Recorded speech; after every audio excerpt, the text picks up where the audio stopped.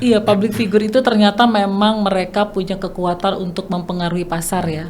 Dan itu influencer mereka itu. Seru sih, seru. Iya, iya. Jadi kayaknya Jogja itu jadi destinasi orang untuk nggak kulineran atau tempat-tempat atau Wisata ya, klasik udah kami agak cocok lewat. gak ya pakai lemari lila tuh udah kebaca sih Mas, udah feeling gitu loh. Hmm. Kayaknya nih dari kalau dia pakai ini akan dapet gitu auranya keluar nah itu.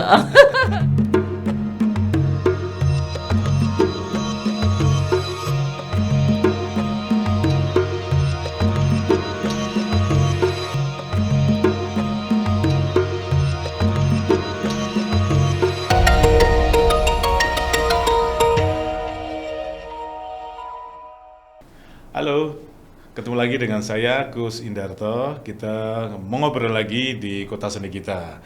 Kali ini saya kedatangan seseorang yang diam-diam sudah cukup memberi warna bagi Jogja. Sudah eh, ini followernya banyak di Instagram beliaunya. Dia seorang desainer, seorang owner dari sebuah butik batik yang menarik yang kita akan perlu berbincang, Mbak Lila Imelda Sari. Iya. Mbak Lila, saya pengen ngerti nih, Anda punya lemari lila. Iya, Apa betul. itu? Dan konsepnya gimana? Konsepnya gimana? Lemari Lila itu adalah sebuah brand fashion di Yogyakarta. Konsepnya itu adalah memadukan unsur tradisional ke dalam desain yang modern atau sebaliknya, desain yang modern tetapi memakai cara-cara yang masih tradisional gitu. Kalau ditanya konsep dasarnya gimana, aku itu selalu ingin memasukkan unsur etnik Indonesia atau tradisional Indonesia, tetapi mengalami akulturasi, mengalami perubahan karena kita terus berubah sehingga nyaman dipakai untuk saat sekarang gitu. Itu. Terus kalau namanya lemari lila ya, banyak yang nanya ya. Ya, unik juga namanya nih. Pertama aku selalu ingin memasukkan bahasa Indonesia ke dalam brand ini. Ya. Jadi nama kebayanya waktu mau mulai itu sering baca di internet itu kalau di Amerika bahasa Inggris siapa Closet gitu. Pokoknya Claudia's Closet gitu ya. Itu adalah sebuah usaha kecil dia menjual baju. Nah, aku pengen kayak gitu. Terus di bahasa Indonesiain aja ya. Tadi lemarinya lila. Ntar dikira jual lemari atau minjemin baju gitu kan. Ya udah dia lemari lila. Nanya-nanya sama temen-temen yang juga guru bahasa Inggris, apa ya terjemahannya lemari lila. Terus aku buatlah brand itu diawali dengan jualan online dulu. Jualan online di Facebook, Friendster waktu itu masih. Friendster tutup, terus pindah ke Facebook. Mulai ada customer di situ, walaupun teman-teman sendiri dulu gitu. Terus berkembang ikut beberapa bazar.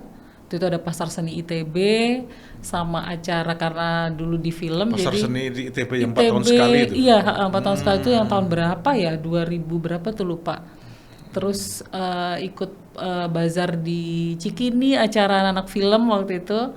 Nah itu mulai banyak customer dari Jakarta ya, kebanyakan Jakarta, Surabaya, Bandung, kita paling banyak gitu.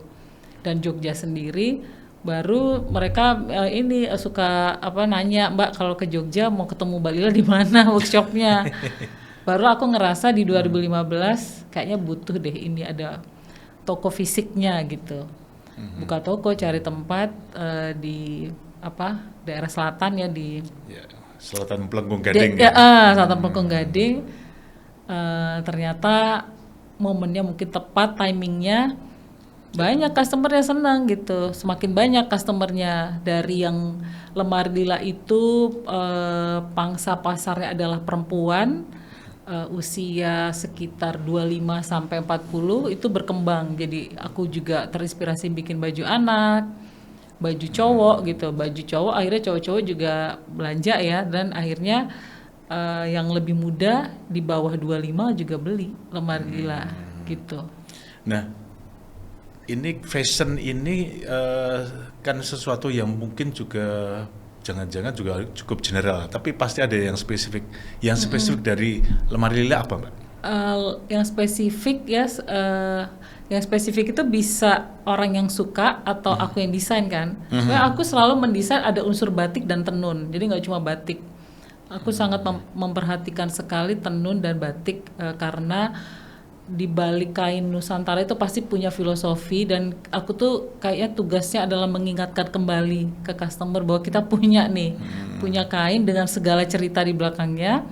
Jadi kalau ada perubahan apapun di luar, balik lagi gitu. Nah itu yang pengen ku sampaikan. Terus mendesainnya itu sebenarnya nggak cuman baju-baju kebaya atau kain, ada yang lain, tapi selalu ada unsur wastra Nusantaranya itu.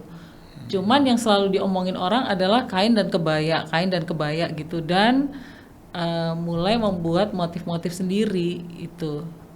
Itu Motif sih. sendiri. Motif batik sendiri kayak gini ya. Okay. Nah, itu berangkat dari sesuatu yang klasik motifnya dan kemudian dikembangkan, atau lepas dari soal klasik ini yang adiluhung Ya, motifnya. justru motif itu keluar karena karena takut melawan arti dari adiluhung itu. Karena waktu aku di Jakarta dulu tinggal, aku dulu besar di Jakarta, kita tuh batik nggak terlalu peduli dengan arti ya, tapi tahu aku pemerhati batik dari dulu karena ibuku dan nenekku suka pakai batik. Dan begitu di sini punya usaha, saya buat parang gitu contohnya, selalu dapat kritikan waktu itu. Mbak Lila terbalik arahnya, atau iya gitu kan? Wah ini aku harus belajar nih. Ternyata begini ABCD dapat ilmunya. Nah di satu sisi aku ingin melestarikan motif-motif itu, memakai kain batik yang dibantul, tapi habis itu mulai tuh kreatif kan, kreativitasnya kayaknya nih susah nih kalau bikin ini gimana ya. Dengan seorang teman seniman Rona Narendra namanya. Rona. Kenal Rona. Rona dia sudah pernah bikin motif mbok-mbok gini jadi gelas enamel cangkir. So aku diskusi sama Rona, bikinin dong. Aku tuh kebayang dari dulu ada deh motif lain gitu untuk jadi ciri khasnya. Tapi pasti ada cerita karena aku memang senang dengan sosok perempuan. Merasa perempuan tuh harus kuat karena aku juga perempuan gitu kan. Terus kita bikin sketsnya juga ayam kayak rok ini dibuat sama, karena aku tuh nggak bisa gambar Mas. Ini ayam ini adalah ayam kate, filosofinya adalah ayam guyup kita orang Indonesia. Ini dibuat oleh Mbak Nadia Tunikmah, dosen isi S2 ya. Jadi temenku anak-anak seni semua. Terus akhirnya tetap memakai, jadi itu udah mengalami ini ya, ada satu pembaruan kan di situ, motif sendiri, terus pakai gabah, ini kayak filosofi keluarga gitu. Jadi ibu-ibu itu pasti dia biasanya memperhatikan makanan di dalam keluarga. Kalau anak kelaparan yang disalahin bukan bapaknya, ibu siapa sih ini anaknya kurus gitu ya. Gitu. Terus ayam juga ini makannya beras gitu. Karena aku selalu ingat kalau bapak-bapak dimanapun, aku punya tetangga orang Jawa, biasanya tuh mereka punya burung, ayam dipelihara. Walaupun tinggalnya di rumahnya gede, jabatannya apa. Terus kalau di pinggiran gitu ya, aku kan tinggalnya di Bantul tuh, di pinggiran gitu pasti kan ngumpul, pasti tetangga ada yang punya ayam. Nah itu kebayang tuh suasana urban gitu ya, minum teh, makan apa, nah gitu. Itu jadi Lemari Lila tuh seperti suatu brand yang orang kalau datang itu merasa pulang. Aku pengennya gitu, mengingatkan kembali pulang. Terus tapi juga memikirkan bahwa dia adalah seseorang yang punya pengaruh di masa depan. Nah itu. Wah filosofinya tinggi juga, dalam juga ini. Gitu sih. Nah ada dua hal yang saya tangkap di paling enggak. Pertama, motif menjadi sesuatu yang spesifik ya. Pada kain atau wastra yang Anda buat. Yang kedua, desain. Nah desainnya seperti apa? Anda juga punya hal yang spesifik untuk desain seperti itu? Yang Anda buat gitu? Iya, desainnya itu aku buatnya pastinya nggak keluar dari desain yang sudah ada, seperti kayak kebaya tadi, kain, ada outer dress, tetapi pasti ada unsur ciri khasnya Lila ya. Aku tuh senang dengan baju vintage, gaya-gaya vintage, juga senang agak lawasan gitu ya? Iya, agak lawasan. Street style juga suka. Jadi pengaruhku adalah kalau Asia itu ngelihat street style Jepang, longgar gitu, nggak mikirin badannya kayak gimana, kurus, gemuk mereka itu. Jadi desain itu sebenarnya akhirnya keluar sendiri gayanya, berusaha stick di situ. Yang menilai tuh orang ya, customernya. Jadi kadang seneng juga kalau dia lihat baju udah langsung tahu ini lemari Lila ya. Aku tuh ini juga iya ya, berarti udah keluar sendiri cirinya kayak gitu. Ya saya tangkap, sorry. Salah satu ini tafsir saya sih. Kalau menyontoh dari adaptasi di kostum Jepang agak gedombrongan gitu. Benar. Kenapa ya? Kayaknya menarik. Kenapa nih. Ya? Karena gedombrongan. Jadi gini, aku percaya bahwa desain, walaupun kita nggak sekolah desain ya, kalau kita mendesain sendiri sesuatu, apakah baju atau apa, itu pasti sekian persen, lebih dari 50% itu adalah si desainernya itu keluar gitu di situ. Aku sendiri seneng baju-baju gedombrangan, terus ingin kayak kebaya aku buat juga nggak yang ketat body gitu, supaya itu jadi pakaian yang nyaman gitu. Jadi memang kadang-kadang ada orang yang mau beli baju yang ngepas banget, mereka tuh ke tempatku yang ini kok gede-gede ya modelnya gitu. Tapi ketemu sendiri sih gayanya, akhirnya customernya yang menyesuaikan gitu. Atau kedombrongan itu juga sebetulnya keinginan Anda untuk mengeksplor visual di kain itu. Bener Mas, karena kalau kita buat karena kan aku juga walaupun nggak mass product, cuman kan lebih dari 10 ya satu model. Itu kan kalau di motifnya diatur, kita harus potong kepala dulu baru dibatik. Nah itu agak sulit menurutku. Jadi aku batik dulu, baru mikirin gimana ya supaya batik ini nggak kepotong gitu. Kebalik gitu ya. Kebalik. Tapi beberapa ada sih baju yang kita polain dulu kalau untuk ada keperluan kepentingan pesanan atau apa, itu dipotong dulu baru dibatik. Gitu. Lemari Lila cukup dikenal sebagai butik batik atau butik ya, yang dikunjungi oleh public figure di Indonesia. Keren ini kayaknya. Gimana ceritanya dan siapa saja yang pernah berkunjung ke sana? Iya, public figure itu ternyata memang mereka punya kekuatan untuk mempengaruhi pasar ya, dan itu influencer mereka itu. Mungkin ada pekerjaanku terdahulu yang juga terkait gitu. Aku selalu juga membantu teman-teman yang produksi film, video klip atau iklan untuk dipinjam bajunya. Terus akhirnya yang mereka artis-artis itu juga datang kan. Ya yang pernah pakai itu Mbak Mira Lesmana, Mas Riri Riza, ada Morgan. Morgan itu teman, maksudnya customer baik, teman baik juga. Ada Putri Marino, Andin. Wah, ngetop nih. Siapa lagi ya? Aku juga sedang mendesain baju untuk Jogja Hip Hop Foundation.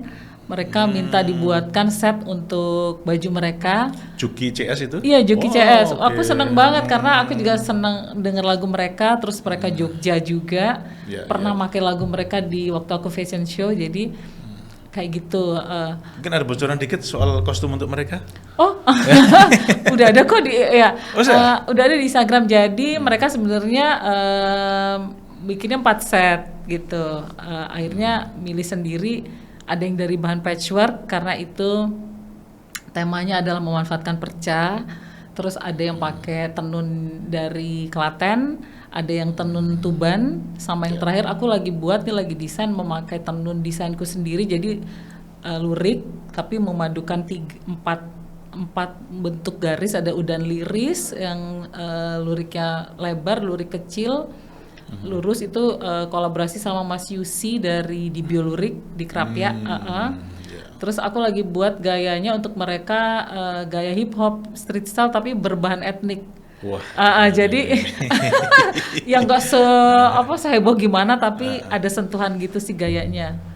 gitu. Nah, artis-artis tadi itu biasanya kalau ada event ya di sini, ada mereka sering banget syuting di Jogja, ada ngayok jazz atau Prambanan jazz, atau ada Jav, terus Arjok, Arjok itu pasti toko tuh penuh gitu dengan teman-teman yang bawa teman.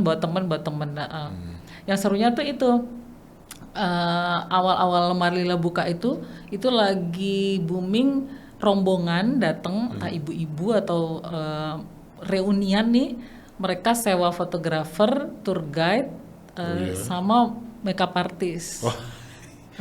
Nanti datang tuh ke toko, Mbak mau kebaya seragam, aduh susah kalau seragam, mau seragam tapi ukurannya ini nggak ada, gimana kalau satu tone aja atau satu jenis tapi bunganya beda-beda, udah beli nanti foto ke Merapi gitu. Foto itu seru. Jadi kayaknya Jogja itu jadi destinasi orang untuk nggak kulineran atau tempat-tempat wisata klasik udah lewat ya. Malah tuh kadang-kadang kita kan kegiatannya cuman gini aja, rumah, kegiatan gini. Malah kalau yang customer datang suka cerita, Mbak udah ke ini belum? Tempat makan ini, kita lagi mau foto tuh di sana. Kita yang tinggal Jogja malah nggak tahu. Oh ada ya, baru buka. Kayak gitu sih Mas. Nah, menarik. Kalau sebaliknya, Anda pengen mendesain sebuah kostum untuk artis atau untuk tokoh tertentu, pernah nggak sebaliknya tidak diorder tapi Anda mengarahkan ke sosok tertentu, ngasih gitu ya? Ngasih, iya, biasanya aku tuh nggak khusus, biasanya itu jadi sumber inspirasi. Dan itu nggak dari Indonesia, biasanya aku terinspirasi penyanyi, ada Fujikaze dari Jepang, dia pemain piano, penyanyi, dia baju tuh suka menarik buat aku gitu. Itu terus kalau memberi atau endorse orang artis atau apa pernah, karena saya merasa dia cocok pakai Lemari Lila dan mau. Jadi akhirnya bukan nantinya dia pakai apa enggak atau enggak, itu terserah, kadang-kadang gitu. Cuman kayak Monita Tahalea kemarin waktu ngayok jazz, aku ngefans banget sama Monita, tiba-tiba dia diajak sama dia lagi syuting apa ya waktu itu sama Mas Garin, Mbak Widi Mulia, Widi Ebitri itu juga sering banget ke Lemari Lila, dia selalu support gitu. Suka kalau dikasih nggak mau, dia maunya bayar gitu kan. Terus datang terus waktu itu aku dengar Monita mau nyanyi di Ngayok Jazz, aku tawarin Monita mau nggak gitu. Aku nggak, itu kepuasannya beda Mas, kayak kayaknya dipakai sama seseorang yang kita kagumi tuh karyanya, seneng banget. Gitu sih. Dan gimana cara untuk bisa mengetahui atau ngepasin karakter kostum, desain dan motifnya dengan sosok tubuh sosok itu? Oh, biasanya sih kan bajunya kan kebanyakan juga all size ya. Tapi kalau yang pakai size aku tanya dulu sih. Dulu pertama dia mau atau enggak. Terus ukurannya ya ditanya sih, gitu. Coba kalau ini cocok gak ya pakai Lemari Lila tuh udah kebaca sih Mas, udah feeling gitu loh. Kayaknya nih dari kalau dia pakai ini akan dapat gitu auranya keluar, nah itu. Susah aku jelasin ya. Iya. Gitu. Ya. Nah, tadi Anda juga nyebut ini Mbak Lila soal wastra Nusantara ya. Apa yang sudah dieksplor dari tenun atau wastra di Nusantara? Awal buka Lemari Lila aku sebenarnya lebih banyak eksplor dimanapun. Ibuku orang Tapanuli Selatan, ibuku lubis.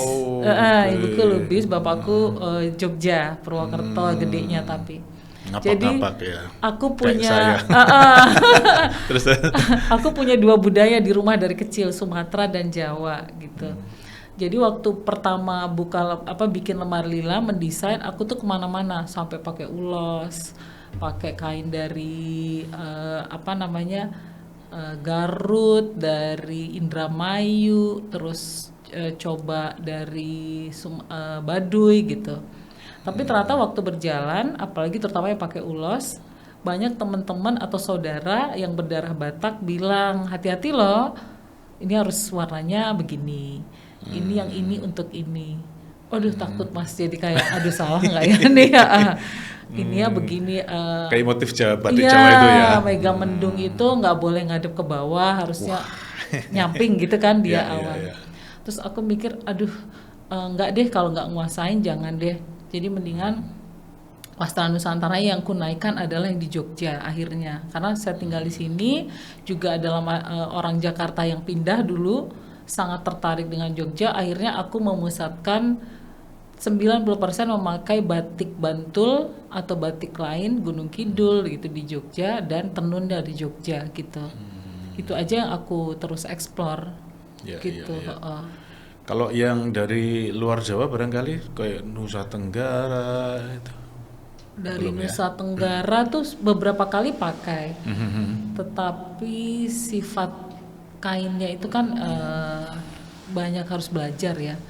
Terakhir koleksi terakhir Lemari Lila adalah kolaborasi dengan Yayasan Sekar Kawung.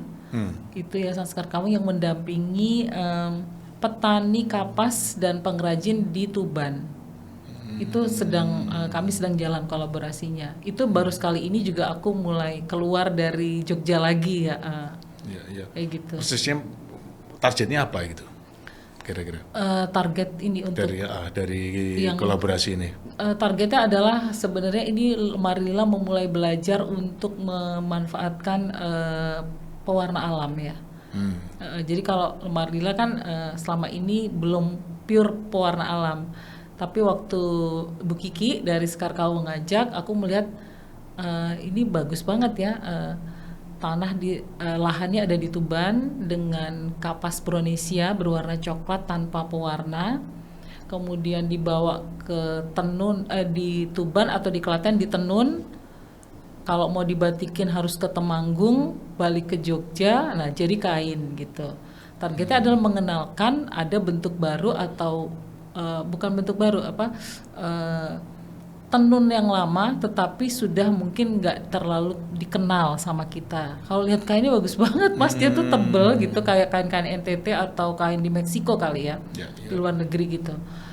Dia cukup tebal tapi ada juga yang tipis ya.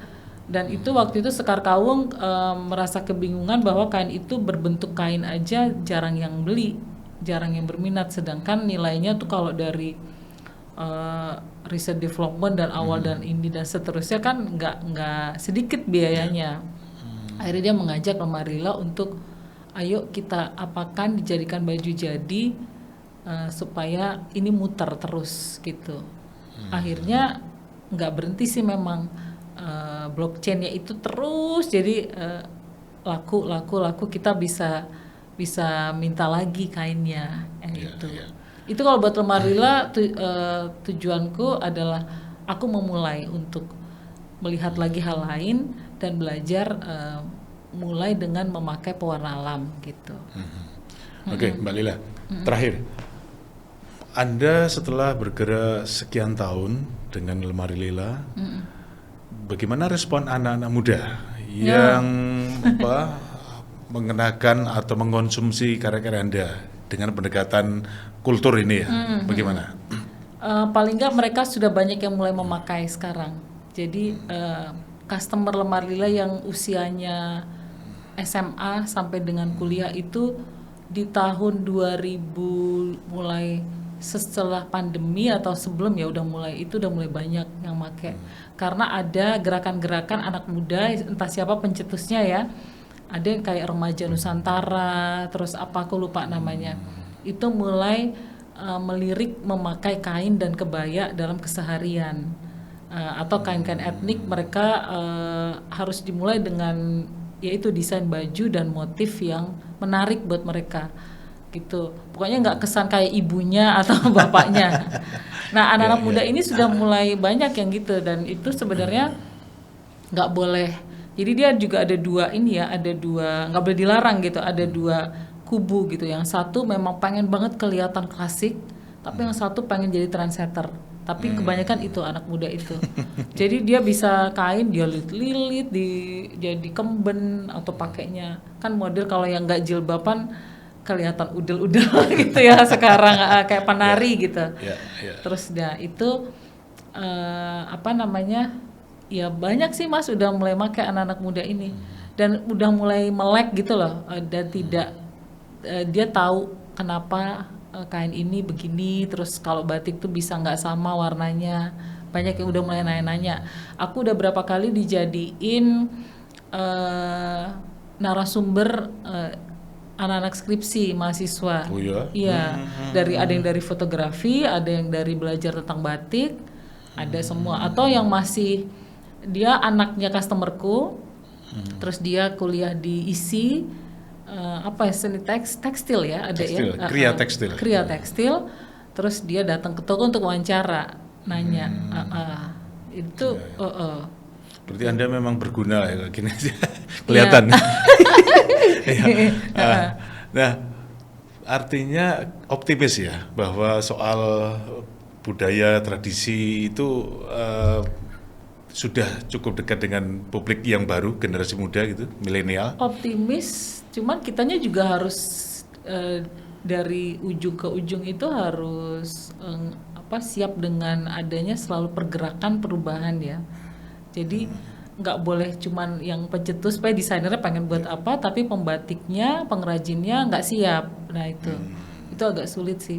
Jadi menurutku hulu ke hilir itu harus siap dengan perubahan. Kita tantangannya perubahan kan, perubahan pola pikir gitu, terus ada perubahan teknologi, jadi bahan-bahan yang batik print banyak gitu, mass product banyak, itu jadi tantangan sebenarnya. Itu yang anak muda harus tahu bahwa ada, makanya aku bikin lemari Riani setia sama kain tradisional itu untuk ngingetin terus. Dengan perubahan itu harus juga ada yang tetap di situ gitu. Benar nggak tuh? Kira-kira gitu deh Mas. Ya asik juga ini soal perubahan, soal itu ya, akar tradisi yang dirawat. Mungkin ada kalimat penutup dari Mbak Lila tentang semua yang sudah dibicarakan ini? Apa ya? Penutupnya, aduh bingung aku. Atau mungkin apa harapan, imbauan? Himbauannya kita tetap ini sih. Kalau aku sih tetap bangga pakai baju dengan kain Nusantara ini dan tahu gimana proses pembuatannya, paling nggak tahu, sehingga juga menghargai kain-kain di Indonesia, baik dari pemeliharaannya juga, kenapa harganya juga nggak bisa di bawah 100.000 kalau yang prosesnya tradisional ya. Itu kemudian harus lebih kalau aku sih pengennya ada lebih banyak kegiatan-kegiatan yang melibatkan anak muda untuk terus ada regenerasi di pengrajin nantinya gitu loh, sehingga akan terus ada regenerasi di pembatik, penenun, dan kain-kain Nusantara lain atau produk-produk lain lokal. Oke, Mbak Lila, ini kalimat yang menarik sebetulnya. Apresiasi dan regenerasi menjadi penting ya. Penting, iya. Dan regenerasi tidak sekadar konsumennya, tapi juga produsennya, iya, kreatornya itu. Iya, Oke. Terima kasih Mbak Lila. Iya, sama-sama Mas. Ya, terima kasih. Sudah mau diajak ngobrol, menyisakan waktu, kesibukan Anda. Terima kasih, sampai ketemu dengan saya, Gus Indarto, di acara Kota Seni kita berikutnya. Sampai ketemu.